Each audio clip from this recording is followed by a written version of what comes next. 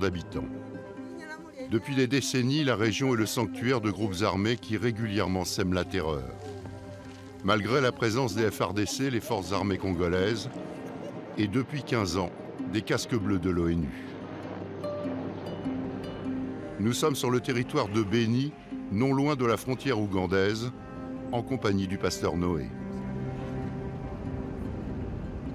Là où nous allons rencontrer des déplacés qui sont à Oicha et qui ont fui les villages où les massacres ont eu lieu.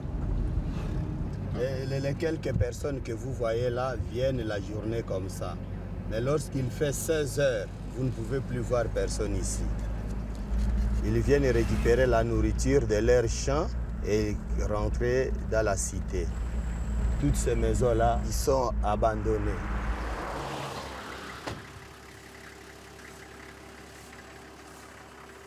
On peut aller dans le village, on peut se promener dans le village? Dans le village, non, c'est dangereux. On ne peut pas entrer, même pas 500 mètres d'ici. Pourquoi? Il y a des bandits là-bas. Il y a des Nalous, il y a des groupes armés qui égorgent les gens dans ces villages. À une cinquantaine de kilomètres de Béni, le chef-lieu du territoire, la bourgade d'Oicha.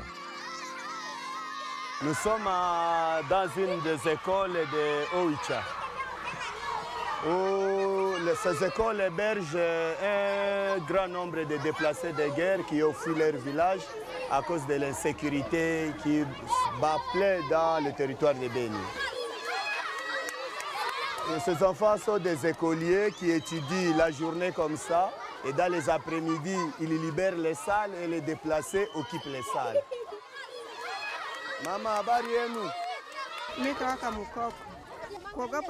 Je viens de Moukoko. Dans mon village, ils ont égorgé 5 personnes. Les assaillants sont venus la nuit, tout le monde était encore dehors.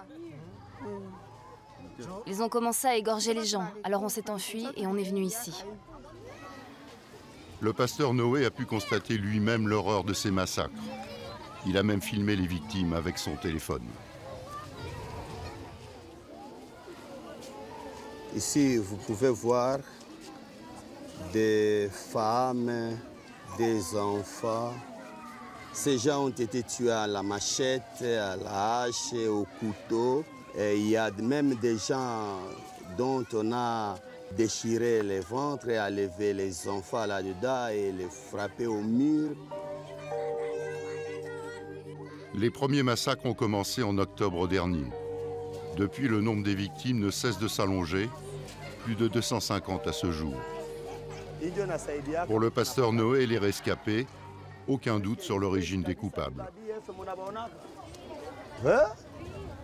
C'est vrai, ce sont des ADF d'origine ougandaise. Ouais. ADF Nalu, l'acronyme des Forces démocratiques alliées, armées de libération de l'Ouganda. Un groupe rebelle né dans les années 1990, en lutte contre le président ougandais Museveni. Sur ces images de propagande, on peut voir leur chef, Jamil Mukulu, un chrétien converti à l'islam. Les ADF sont des radicaux islamistes liés au Shebab somalien. Depuis 2001, ce groupe figure sur la liste des organisations terroristes établies par les États-Unis. Il recrute, voire enrôle de force, aussi bien des Ougandais que des Congolais, avec un discours des plus sommaires. En marchant, vous devez penser à Allah. Vous devez faire la prière de la gâchette. Vous connaissez cette prière? Bien, récitez-la.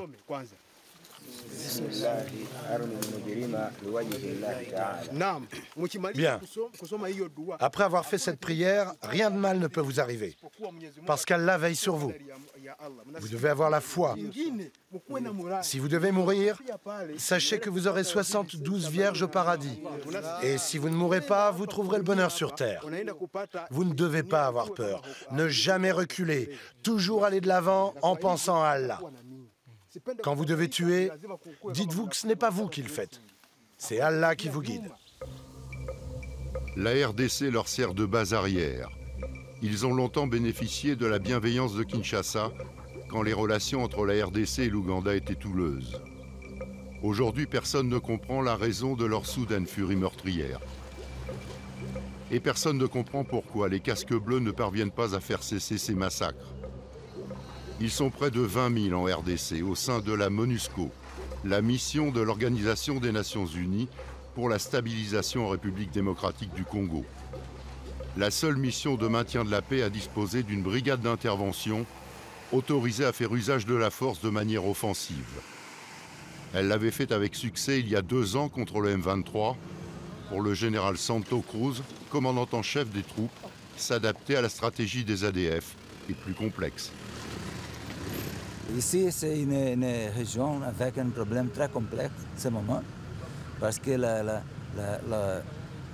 façon d'opération des ennemis de l'ADF, c'est un terrorisme avec les crimes contre la population civile, contre les enfants, contre la femme, contre les hommes qui n'ont pas de défense. Nous allons réussir. C'est un problème de localiser l'ennemi et prendre les actions appropriées. Toutes les troupes de MONUSCO et avec la RDC et la police nationale sont engagées pour la solution. Le commandant en chef des casques bleus n'en dira pas plus.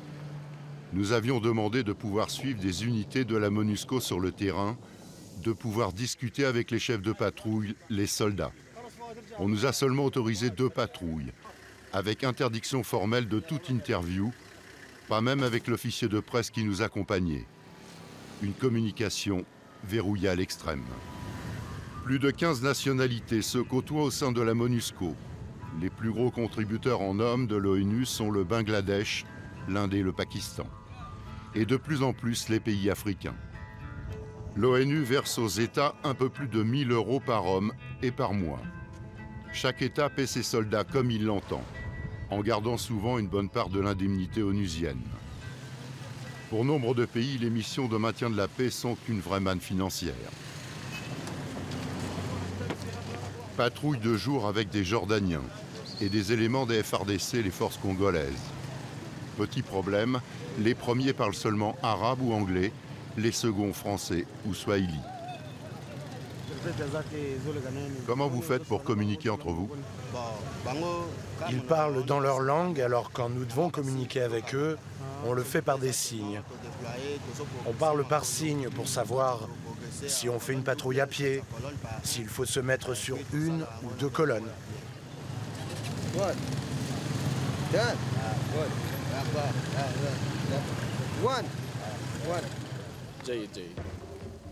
Problème de communication, problème de motivation aussi. Aucun casque bleu venu d'Inde, de Tanzanie, de Jordanie ou d'ailleurs n'est prêt à mourir pour un pays qui n'est pas le sien. Pour combattre efficacement les groupes rebelles, il faut aller au contact, marcher de longues heures dans la brousse, pas vraiment dans les habitudes des casques bleus. Les FARDC s'en plaignent. Entre la MONUSCO et l'armée congolaise, la collaboration n'est pas idéale. Les FARDC n'hésitent pas à s'aventurer en brousse, mais ils manquent de moyens, de discipline et sont payés de façon très irrégulière. Au-delà d'un discours convenu, leur porte-parole, le colonel Angelica, reconnaît qu'avec ou sans la MONUSCO, combattre les groupes rebelles est difficile. Les capacités de nuisance de tous les groupes rebelles sont sensiblement réduites. Leur position importante et stratégique récupérée par le vaillant militaire des FARDC. Alors nous avons commencé avec la guerre classique. Ils nous ont imposé la guérilla. Nous étions à la hauteur de la guérilla. C'est comme ça que ces rebelles terroristes ougandais de ZADF NALU utilisent le mode opératoire qu'on appelle terrorisme. Nous sommes en train de nous adapter à ces modes terroristes pour le défier, le neutraliser et le mettre hors d'état de nuire une fois pour toutes. À l'image de la Centrafrique voisine, la République démocratique du Congo connaît depuis son indépendance une histoire chaotique. Coups d'État, guerre civile, dictateurs sanguinaires, Bokassa pour la RCA, Mobutu pour la RDC, corruption généralisée, ces pays pourtant riches en minerais divers et précieux sont dans un pitoyable état de délabrement en matière d'infrastructure et d'administration. Comme souvent dans ses missions de maintien de la paix, l'ONU apporte un support aux deux institutions régaliennes que sont la justice et la police. Ghislain, un magistrat burkinabé, est le responsable de la section justice qui intervient aussi bien auprès des tribunaux civils que, comme ici, militaires. Maman, on dit bonjour. Comment ça va? Nous avons au sein donc, de notre section une sous-unité qui s'appelle donc la cellule d'appui aux poursuites qui est composée d'un panel d'experts internationaux, d'investigateurs, de magistrats, d'enquêteurs qui ont pour but donc, de venir donc, collaborer avec l'auditorat, enfin, les autorités judiciaires militaires spécifiquement, donc, contre la répression des crimes graves, notamment ceux qui sont donc, liés voilà, au génocide, les crimes contre l'humanité, voilà, etc., etc. On ne nous permettra pas d'en savoir plus. Impossible d'interviewer qui que ce soit, tant au niveau des fonctionnaires onusiens que des autorités juridiques locales. Nous apprendrons cependant que les quelques membres des groupes rebelles arrêtés sont aussitôt conduits à Kinshasa, la capitale, et disparaissent ensuite, le plus souvent. À quoi servent donc ces fonctionnaires internationaux? Essentiellement à rédiger des rapports relevant le dysfonctionnement et les besoins comme ici, avec le directeur de la prison centrale de Béni. La nourriture.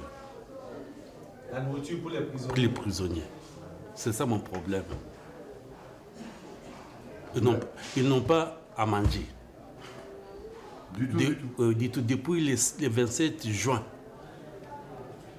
jusqu'à aujourd'hui. Depuis la suspension de la CICR, qui avait nourri les prisonniers pendant 3 mois. Et comment ils font alors? Bon, on s'est débrouillé avec la famille, avec les églises. C'est ça.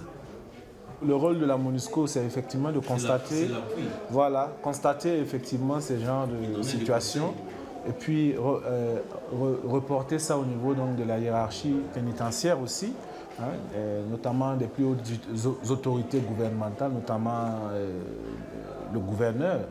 Ça nous interpelle parce que c'est quand même des êtres humains qui sont là-dedans. Quand on vous dit que voilà, un prisonnier s'évanouit de faim, bon, c'est quelque chose quand même qui doit nous interpeller.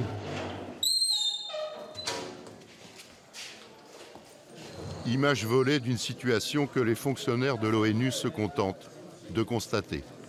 Locaux délabrés, personnel pénitentiaire non payé depuis 6 mois. En 15 ans de présence des Nations Unies, les rapports se succèdent et rien ou presque ne change. Constat identique avec la section police de la mission des Nations Unies en RDC. Installation d'un checkpoint sur la route, policiers congolais, escorte indienne. Non, l'autre est donc, lui doit rester ici. L'autre est là-bas. Charles, policier ivoirien, tente de mettre un peu d'ordre à ce pittoresque déploiement de force. Là encore, nous ne sommes pas autorisés à interviewer quiconque. Nous tentons quand même notre chance, mais les images parlent d'elles-mêmes.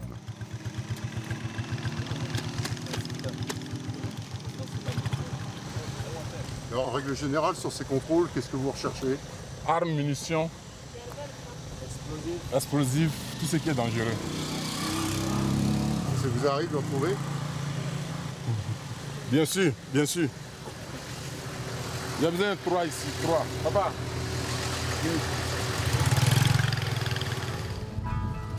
Autre mission des policiers des Nations Unies, entretenir le contact avec la population, en rendant visite aux chefs de quartier et de village. Mais en ces temps agités, leur déplacement se limite à la seule ville de Béni. Bienvenue. Merci, merci. Ça va ici? Ça semble aller. Moi, c'est Bruno. Dans ce quartier, à l'évidence, c'est la première visite de la MONUSCO. Votre visite, c'est très important pour nous. Si je peux le compléter, En tout cas, c'est très important puisque la population, en majorité, ne maîtrise pas les missions de la MONUSCO. De la MONUSCO aussi. Et la MONUSCO n'est pas toujours souvent à côté de la population. Voilà. Ils passent dans des véhicules ou dans les avions, mais la population ne cause pas avec la MONUSCO. Admettons que vous sachiez qu'il y a des rebelles dans votre quartier. Vous avez un numéro de téléphone où, par exemple, vous pouvez appeler la MONUSCO? Oui, nous avons le numéro vert où ensuite nous faisons des messages officiels que nous amenons à la commune. Est-ce qu'une fois, il vous est arrivé d'appeler sur ce numéro? Oui. Oui, on appelle fois. Ils répondent ou bien ils ne répondent pas? Ils répondent, ils arrivent en tout cas malheureusement avec un léger retard. Nous sommes au siège de la coordination de la société civile, une sorte de fédération de divers mouvements et associations qu'animent le pasteur Kambale et l'avocat Omar Kavota. L'accord cadre, mais aussi la stabilisation. On appelle souvent la société civile le contrepoids du pouvoir ou les chiens de garde parce qu'elle est là pour voir ce qui ne va pas et dénoncer. Chaque fois qu'un massacre est commis, les deux hommes se rendent sur le terrain pour recueillir des témoignages, prendre des photos et demander des comptes. Ici, il y avait 13 personnes qui étaient égorgées et de l'autre côté, il y avait à peu près 16. Ça fait 30 personnes qui étaient tuées par armes blanches. Et toutes ces personnes-là, c'était en une nuit. Ils avaient commencé ici vers 19h et terminé de l'autre côté vers 23h. Vous réalisez que c'est à plein quartier, bien sûr, le quartier périphérique de la ville de Béni, mais c'est à pleine ville. Ici, on est à même pas à 1 kilomètre ou 2 du quartier général de la MONUSCO. On est tout près de la MONUSCO ici. Pratiquement pas plus que 2 kilomètres, en tout cas. En dépit des tirs, des appels téléphoniques, personne ne vient. Les casques bleus n'arriveront que le lendemain matin. Quand les massacres ont commencé, on s'est caché dans nos maisons. Il y a eu des cris, des tirs. Cela a duré longtemps. Plus tard, on a entendu des bruits de moteurs. C'était les FARDC qui venaient récupérer les corps. Nous avons pris des images à l'occasion des cérémonies funéraires. Là, toute cette population que vous voyez, c'est une population embêtée, attristée des événements. Vous attendez ces cris de détresse de cette population. Une population qui se sent presque abandonnée. Je suppose que la population, elle était aussi très en colère contre les casques bleus. Tout à fait. Les jours qui ont suivi, ils sont allés jusqu'au quartier général de la MONUSCO. Ils ont cassé le portail. Ils sont entrés à l'intérieur, ils jetaient des cailloux, ils jetaient des pierres contre la MONUSCO, réclamant le départ de cette mission.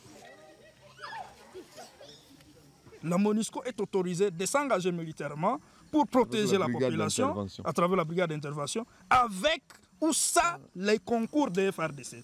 Dans l'ensemble, la population ne comprend absolument rien que la MONUSCO soit là avec plus de 19 000 hommes, avec tout ce qu'ils ont comme arsenal logistique et continuer à comptabiliser les morts, les gens tués, massacrés.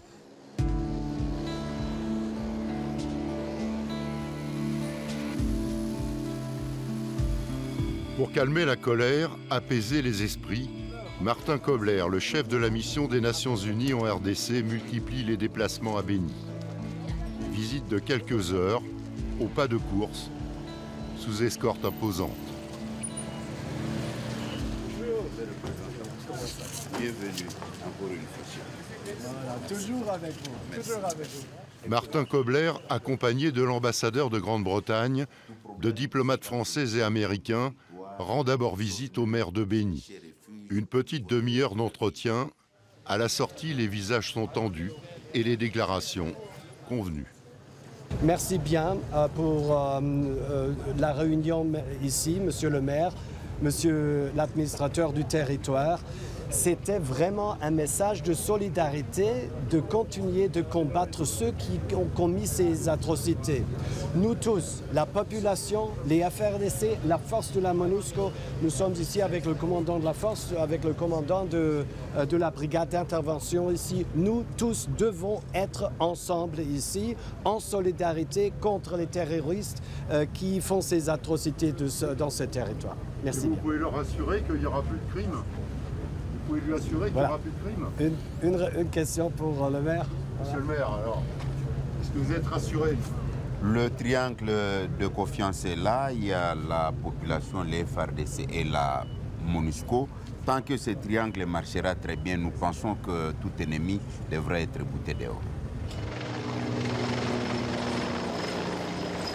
Direction ensuite le camp des casques bleus indiens pour une série de rencontres. Évaluation d'abord de la situation militaire avec les chefs locaux de l'armée congolaise. Officiellement, la coopération entre casques bleus et soldats congolais fonctionne bien, mais tel n'est pas toujours le cas dans la réalité. Puis rencontre avec les membres de la société civile. Parmi eux, l'imam du territoire de Béni et Maître Kavota. Merci. Nous commençons aussi à nous dire que ces rencontres se multiplient de plus en plus et les résultats traînent à venir. Nous pourrons suivre de loin quelques échanges musclés entre les membres de la société civile et le chef de la MONUSCO. Sur le thème « Vous ne servez à rien », vous êtes ici pour toucher vos gros salaires et ne prendre aucun risque. Qu'avez-vous fait depuis 15 ans ? À travers son imam, la petite communauté musulmane exprime, elle, ses craintes d'être assimilée aux rebelles, de connaître à terme le sort des musulmans centrafricains. Nous sommes en train d'insister sur la différence entre une association confessionnelle comme la communauté musulmane et un mouvement politico-militaire. Nous sommes en train d'insister sur ça parce que nous faisons la religion, nous ne faisons pas la politique. Martin Kobler dit comprendre la colère, les craintes de la population. Et il reconnaît implicitement le peu de résultats de la mission des Nations Unies. Vous avez ici des atrocités que vous ne pouvez pas imaginer. Et c'est pourquoi je comprends la colère, je comprends la frustration. Et c'est aussi notre frustration ici. Nous ne sommes pas ici pour les vacances. Nous avons la force d'intervention, la brigade d'intervention qui a le mandat d'offensivement à combattre les groupes armés. Mais nous avons toujours eu la tâche et l'obligation de protection des civils. Et on peut ouvrir le feu. On peut toujours ouvrir le feu. On peut tuer. Et on peut éliminer les forces négatives s'ils attaquent la population. C'est ce qu'on doit faire. Mais la piste militaire, c'est seulement une piste. Il faut adresser le problème aussi politiquement. Ce n'est pas seulement les groupes armés, ce ne sont pas seulement les forces négatives. Ce sont aussi les forces qui sont utilisées par la politique pour créer les instabilités. En RDC, comme dans nombre de pays où les casques bleus sont déployés depuis longtemps, les populations s'interrogent sur l'utilité de ces missions de la paix. De ces soldats si peu motivés et si peu efficaces. De ces fonctionnaires surpayés au regard des revenus locaux, autour de 7 000 € mensuels, plus les primes, le tout exonéré d'impôts. 1 milliard d'euros de budget annuel, 15 années de présence, le bilan des casques bleus en République démocratique du Congo est tout sauf convaincant. Le mandat de la MONUSCO s'achève fin mars 2015. Il se dit que le mandat pourrait être reconduit, mais avec des moyens réduits, lesquels seraient redéployés en Centrafrique voisine.